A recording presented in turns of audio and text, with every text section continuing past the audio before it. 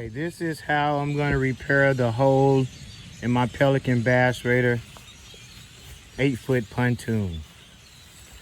I've done the repair before, but I didn't use a strong enough mesh, and I knew that I probably would need to do it again on the way that I pull in and take out my boat. I slide it off the back of my truck.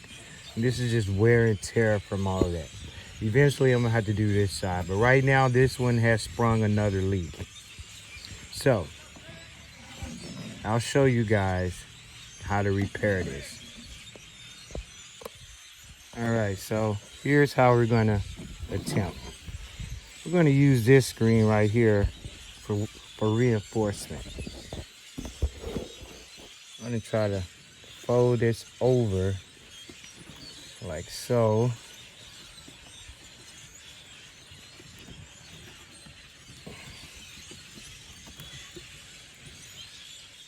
All right, we're gonna use a soldering iron to heat the plastic and the metal to create a bond together.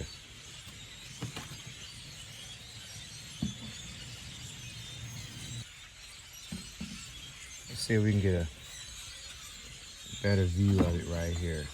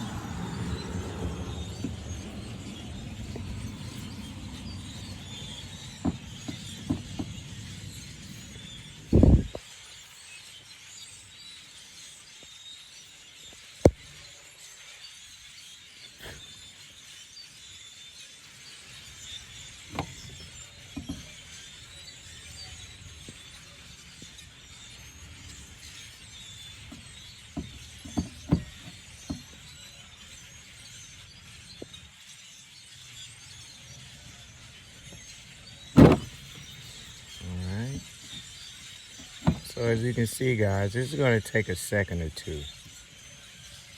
So I'll get back to you when I got this here whole piece of metal fastened to the boat. All right, it took a second, but I have it on there. This is excess. I'm going to trim that off right there. But everything else, you can see it's actually like a plastic well where that mesh is going to strengthen hopefully that hole. And that whole crack right there was leaking. All right, here's the phase 1 complete.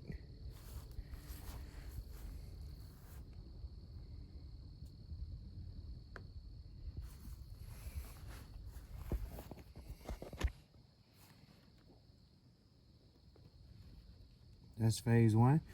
Phase 2 is going to consist of some glow stick or some glue sticks, clear glue sticks in the tube. Tools, scissors, heat gun, and something to melt the components in.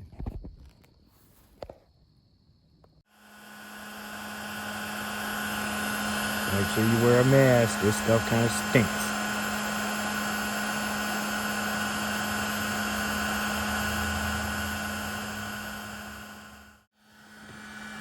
The glue sticks help lubricate the rubber.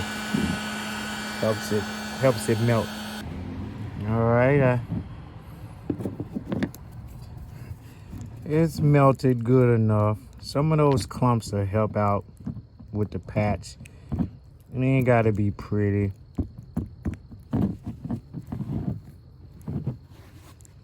It ain't gotta be pretty at all.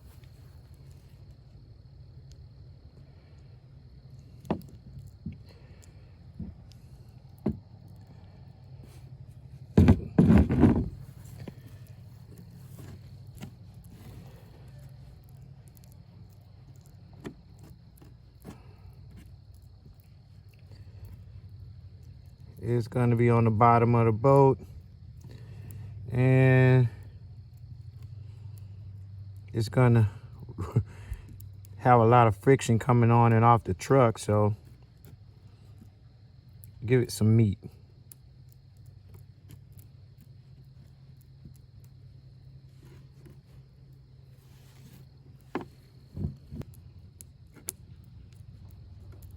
It's not the best job,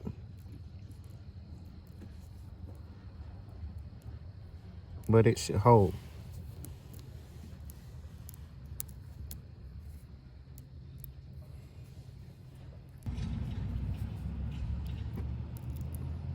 If you guys got any suggestions, I'm pretty certain you do. Let me know in the comments. But for now, this is how I repair my plastic pontoon Pelican Bass Raider Pro. All right, this is the next day. We let it dry. Here's what the patch looked like. It's not the prettiest thing, but it's solid. We're gonna go in the water and test it out today. It looked green last night, or blue to you guys, but it turned out black.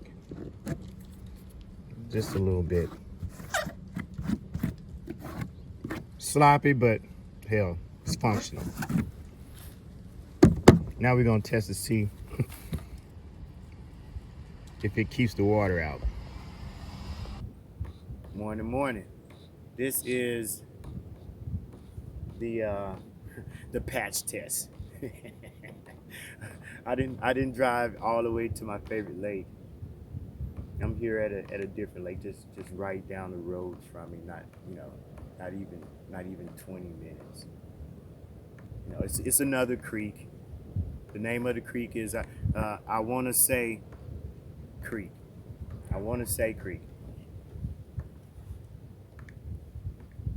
Now, it looks like that patch is holding up pretty darn good. I don't know if it starts leaning. I don't know if it starts leaking because one side of my pontoon be cocked to one side, and I have to counterbalance, and then my back will be hurting all day. That's how I know it was leaking for these past two trips. Then it weighs a ton. I can hear the strain on. I can hear the strain on my winch when it's pulling it up back on the truck. But I'm gonna take this opportunity to also show you guys the inside of my boat. All right. So this is the inside of my rig. I have all of my live scope components in this crate. I always said it was temporary, but it'll be it'll be a year in February. I do have another solution for it. I don't get out in the rain because I don't want my stuff to get wet. But it's still in production. Bear with me. There's my little 9-inch screen. There's my transducer mount and pole. Now I control it here.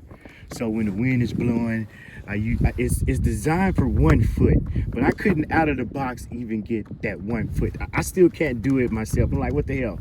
So I use both feet.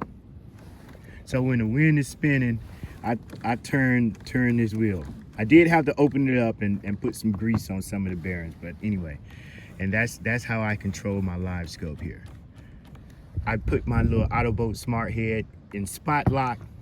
It holds on to the location as best as it can through the GPS that it has. All right. Now, on the side of my boat, on the side right here is another mount with you can see the down scan and the side imaging transducer there, the 54. All right, now we're going to get back over here. Here is what all those fish be chasing that bag.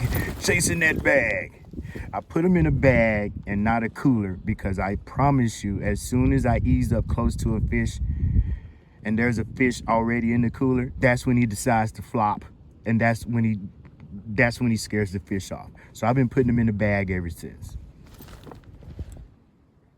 There's my little 100 amp hour battery for both trolling motors. That's normally in the down position. As you can see, there's the rudder that I attach to the trolling motor. It helps keep you still and stable. All right. We're gonna see if we can get on some of those fish. See if them crappie bite. Yes, sir. Yes, sir. Yes, sir. Chasing that bag.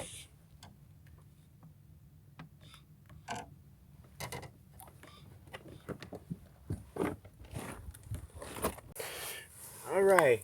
Here's how I load and unload my Pelican Bass Raider. Here we go.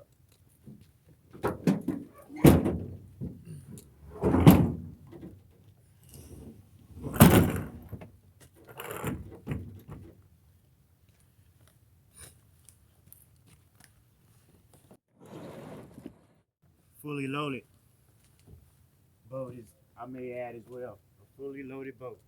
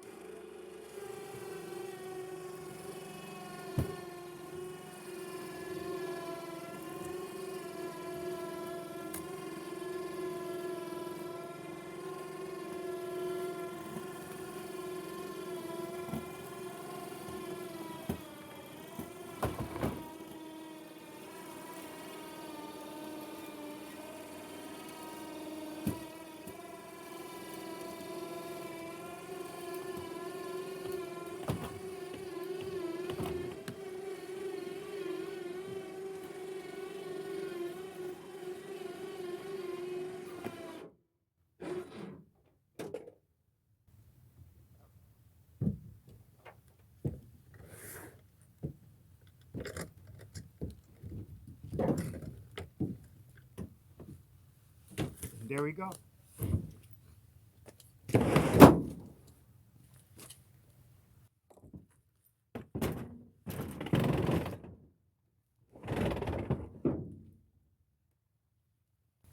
There we go. As you can see,